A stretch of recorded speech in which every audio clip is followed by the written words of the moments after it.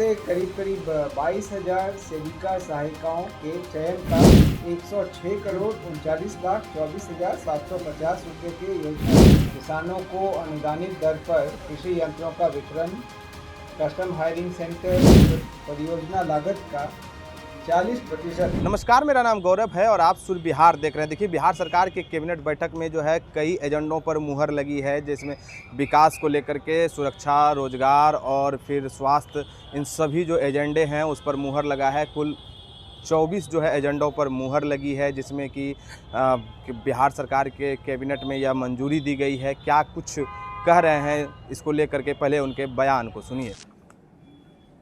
समाज कल्याण विभाग का अगला एजेंडा था, जिसके अंतर्गत समेकित बाल विकास सेवाएं अंतर्गत आंगनवाड़ी सेविका सहायिका चयन संशोधन मार्गदर्शिका 2026 की स्वीकृति दी गई। इसमें 2022 के पूर्व जो व्यवस्था थी बाहुल्यता के आधार पर चयन के उस प्रक्रिया को लाया जा रहा है। इससे करीब 22,000 सेविका सहायिकाओं के चयन का मार्ग प्रशस्त होगा। सहकारिता विभाग का अगला एजेंडा था, जिसके अंतर्गत बिहार राज्य सब्जी प्रसंस्करण एवं विपणन योजना अंतर्गत वेजफेड के त्रिस्तरीय सहकारी श्रृंखला के सुदृढ़ीकरण एवं विस्तार के उद्देश्य से पंचायत स्तरीय संग्रहण केंद्रों की स्थापना, प्रखंड स्तरीय आधारभूत संरचना का निर्माण, संघों एवं समितियों को कार्यशील पूंजी की उपलब्धता और रेफ्रिजरेटेड वाहन हेतु कुल 106 करोड़ 39,24,750 रुपये के योजना की स्वीकृति दी गई। इस पर वित्तीय वर्ष 26-27 में 45 करोड़ 50,80,880 रुपये के व्यय की स्वीकृति दी गई। सहकारिता विभाग का अगला एजेंडा था, जिसके अंतर्गत बिहार राज्य सहकारिता नीति 2026 की स्वीकृति दी गई। इसका डिटेल्स थोड़ा सा इसका विज़न है सशक्त सहकारिता समृद्ध बिहार।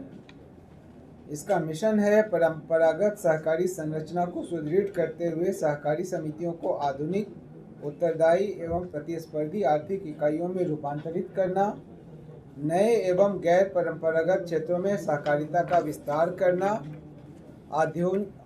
आधुनिक प्रौद्योगिकी और पेशेवर प्रबंधन के माध्यम से उन्हें भविष्य की चुनौतियों एवं अवसरों के लिए सक्षम बनाना, साथ ही युवाओं एवं महिलाओं की सक्रिय भागीदारी सुनिश्चित करना।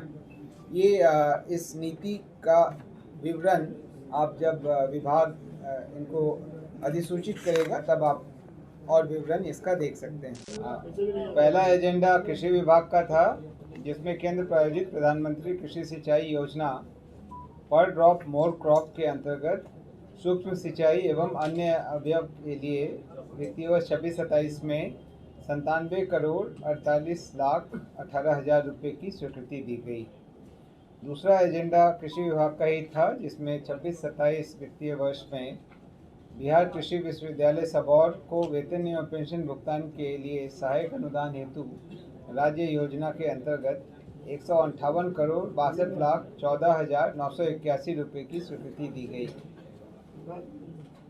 कृषि विभाग का ही तीसरा एजेंडा था, जिसमें वित्तीय वर्ष 26-27 में चौथे कृषि रोडमैप अंतर्गत केंद्र प्रायोजित सबमिशन ऑन एग्रीकल्चर मैकेनाइजेशन योजना हेतु किसानों को अनुदानित दर पर कृषि यंत्रों का वितरण, custom hiring centre, drone custom hiring centre, ग्राम स्तर पर कृषि यंत्र बैंक की स्थापना, फ्लेक्सी फंड एवं प्रशासनिक मद की राशि सहित कुल 236 करोड़ 58 लाख रुपए की योजना की स्वीकृति दी गई। कृषि विभाग का ही चौथा एजेंडा था, जिसके अंतर्गत राज्य स्कीम के अधीन राज्य के सभी 38 जिलों में पक्का वर्मी कंपोस्ट इकाई, गोबर एवं बायोगैस इकाई तथा व्यावसायिक वर्मी कंपोस्ट इकाई योजना के कार्यान्वयन की स्वीकृति दी गई। इसके लिए वित्तीय वर्ष 26-27 में 30 करोड़ 17,50,000 रुपये की स्वीकृति दी गई। पांचवा एजेंडा आज का खेल विभाग का था, जिसके अंतर्गत बिहार खेल नीति 2026 की स्वीकृति दी गई। इसके 4 पिलर हैं: राष्ट्रीय एवं वैश्विक स्तर पर उत्कृष्टता, आर्थिक विकास हेतु खेल, सामाजिक कल्याण हेतु खेल तथा खेल एवं शिक्षा का एकीकरण। इसके लिए पंचायत से लेकर के राज्य स्तर तक में इंफ्रास्ट्रक्चर डेवलपमेंट किया जाएगा और खिलाड़ियों को सभी आवश्यक सुविधाएं उपलब्ध कराई जाएंगी। ये पहली बार है जब बिहार राज्य में खेल नीति की स्वीकृति दी गई। मैंने आपको बता दिया कि 4 इसके पिलर क्या क्या हैं और किस तरीके से ग्रास रूट लेवल से लेकर के ऊपर तक का इसके लिए खेल संबंधित इंफ्रास्ट्रक्चर, ट्रेनर इत्यादि की व्यवस्था की जाएगी और खिलाड़ियों को कैसे कैसे सहूलियतें देना है इसके बारे में कोई विशिष्ट पॉलिसी अभी तक हमारे पास नहीं थी। अब ये पॉलिसी निर्गत हो गई है, स्वीकृत हो गई है। विभाग इसको कल निर्गत कर देगा। पूर्ण विवरण आपको उसके आदेश में प्राप्त हो जाएगा। आज का छठा एजेंडा गृह विभाग का था, जिसमें पुलिस महानिदेशक यानी डीजीपी और सभी क्षेत्रीय आईजी एवं डीआईजी के लघु निर्माण हेतु उनको पूर्व में जो प्रत्यायुक्त शक्ति थी उसमें वृद्धि की गई है। डीजीपी का 2.5 लाख से बढ़ा करके 10 लाख किया गया है और अन्य स्तर पर और पुलिस महानिरीक्षक स्तर पर 2.5 लाख रुपए तक स्वीकृति देने की शक्ति प्रदत्त की गई। गृह विभाग का ही अगला एजेंडा था, जिसके अंतर्गत फॉरेंसिक यूनिट्स को अलग से गृह विभाग के सीधे नियंत्रण में रखने हेतु बिहार पुलिस हस्तक में संशोधन करने की स्वीकृति दी गई। इसके अंतर्गत अब जितने भी फॉरेंसिक लैबोरेटरी हैं, पुलिस प्रयोगशाला है, फिंगरप्रिंट ब्यूरो है या फोटो ब्यूरो है, ये सभी गृह विभाग के प्रत्यक्ष नियंत्रण में आ जाएंगे। ऐसा भारत सरकार का भी निर्देश था। नगर विकास एवं आवास विभाग का अगला एजेंडा था, जिसमें अमृत 2.0 के अंतर्गत किशनगंज जलापूर्ति परियोजना की स्वीकृति दी गई। इस पर 53 करोड़ 71 लाख 47,500 रुपये का व्यय होगा, इसकी स्वीकृति दी गई।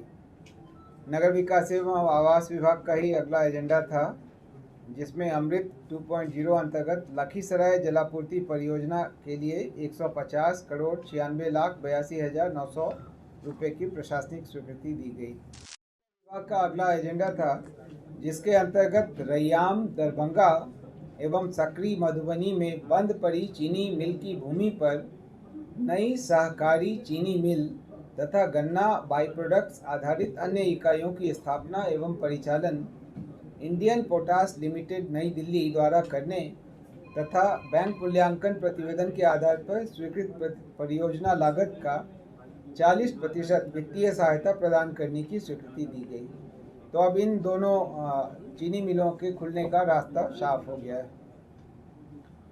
सामान्य प्रशासन विभाग का अगला एजेंडा था, जिसके अंतर्गत बिहार के 19 न्याय मंडल में अनुसूचित जाति एवं अनुसूचित जनजाति अत्याचार निवारण अधिनियम के अंतर्गत लंबित वादों के त्वरित निष्पादन हेतु एक्सक्लूसिव स्पेशल कोर्ट के लिए जिला एवं अपर सत्र न्यायाधीश के 19 पदों के सृजन की स्वीकृति दी गई। अगला एजेंडा भी सामान्य प्रशासन विभाग का था, जिसके अंतर्गत भ्रष्टाचार निवारण अधिनियम 1988 की धारा 3 के अंतर्गत पटना में 2 अतिरिक्त एवं मुजफ्फरपुर में 1 अतिरिक्त विशेष न्यायालय के गठन की स्वीकृति दी गई तथा इसके लिए जिला एवं अपर सत्र न्यायाधीश के कुल 3 पदों के सृजन की स्वीकृति दी गई। तो आज कुल 24 मामलों पर निर्णय हुआ। धन्यवाद।